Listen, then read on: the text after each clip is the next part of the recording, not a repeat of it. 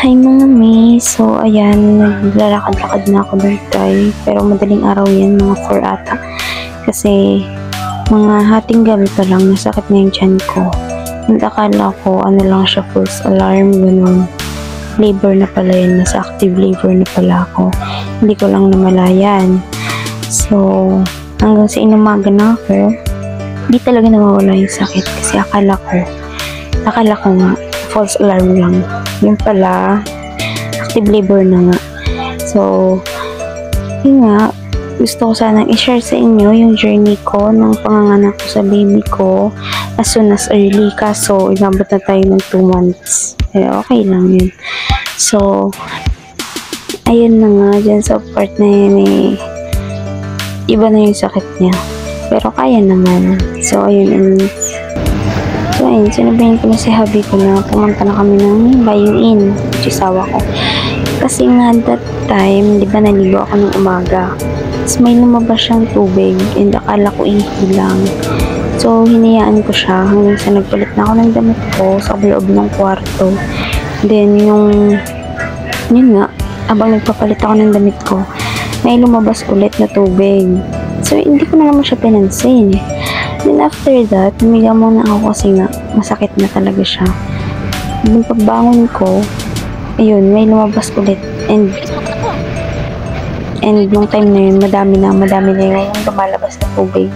So, inaya ko na yung josawa ko na pumunta ng layuin. And ayan na nga, 1 cm na daw ako. So, i-injectan na ako dyan. Nakalimutan ko anong in-inject sa akin dyan.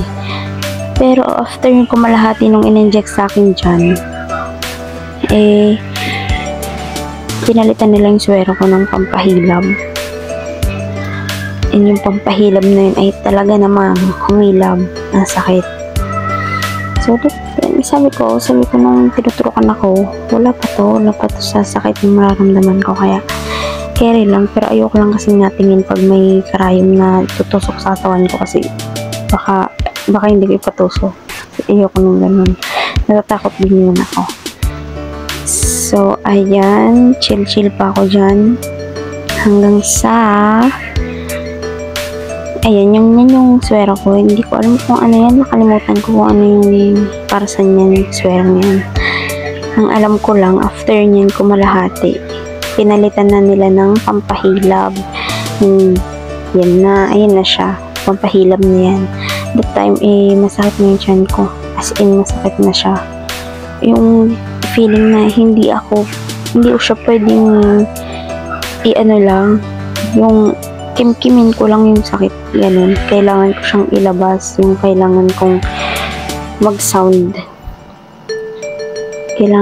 sa sarili ko. So, pag hindi, so that time, may pumuntang midwife, sabi hindi pa nga daw, hindi daw nagbabago yung CM ko, nasa 4 to 5 cm lang daw, hindi daw nagbabago. So, nung time na yun, sabi ko, parang ang sakit na, parang tumaas na yung CM ko.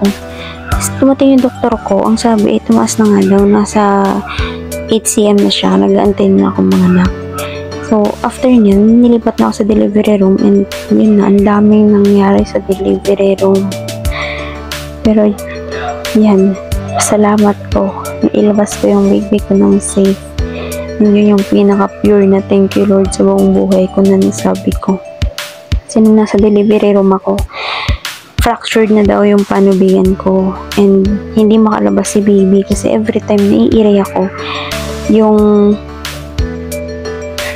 pulse rate niya nababa. So, baka daw hindi kayanin ng normal delivery. So, kailangan daw i-transfer sa hospital for CS. Pero, nung time na yun, ayoko na talaga siyang ACS kasi hindi ko na kayang i-transfer pa ako sa hospital. Kaya, ayun, pinilit ko talaga siyang inormal. Ayoko nang i-transfer ng hospital, baka dun pa ako mabawian ng buhay. So, ayan na yung baby ko. Nailabas ko na siya. Yung unang iyak niya, after niya umiyak, yung pinatong siya sa tiyan ko, sabi ng midwife, sige na, Jess, itulog mo na yun kasi sobrang antok ko. Pampatulog pala yung mga nakasaksak sa akin noon. So, yun, tinulog ko na siya. Pagising ko, nilabas ko yung baby ko 3:45. Then pagising ko 7 na yun ng gabi, ang haba ng tulog ko. And yung ini-inject sa baby kong yan is yan yung hindi ko na siya tanda. Pero sobrang nabilib ako sa baby ko dyan. Kasi after niya turukan, ayan, umiyak lang siya saglit. Tapos tumahimik na siya. Hindi na siya nag-tantrums or so whatever. Tumahimik na siya agad. Pero newborn pa lang. So, ayan.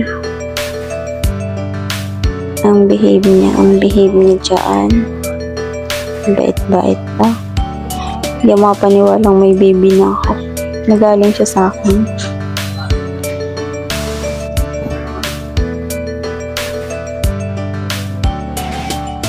Titingin pa. Ang behave eh. Hindi siya malikot. Look at now kung gano'n yan kalikot.